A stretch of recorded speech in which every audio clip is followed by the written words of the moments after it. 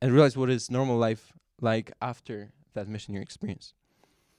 And honestly, it was great. I studied geography for 1 year, but then I realized, well, it's not. It's great, it's exciting, but is it fulfilling? No, it wasn't. And when I made God a promise, I will give myself 1 year to decide.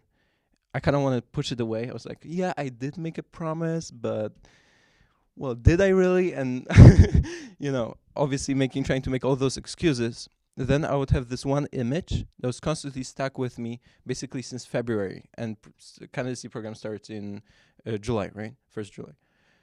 So basically, this image that I would just think about every single day was the memory of me of being in the middle of prairies in Kazakhstan, looking in every single direction and seeing nothing but grass, and feeling the strong wind, the warm sun, and the clouds.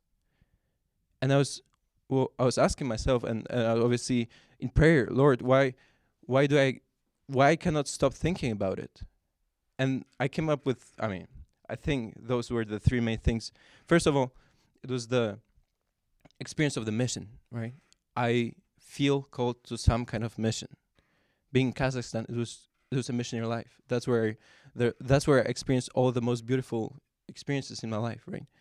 Then the second, in that prairie, I was so tiny against such a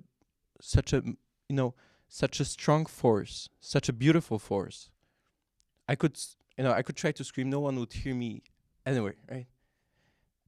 And I realized, well, if that force is maybe, first of all, loves me, right? But then is also asking me to do something and promise me some kind of fulfillment, how can I say no? Being against such this experience of mortality, but in a good way, against something much, much greater than myself.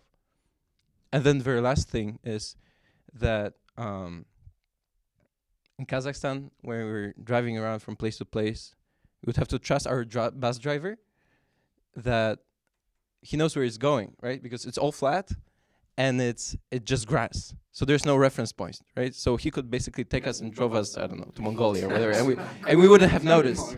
And we wouldn't have noticed, right?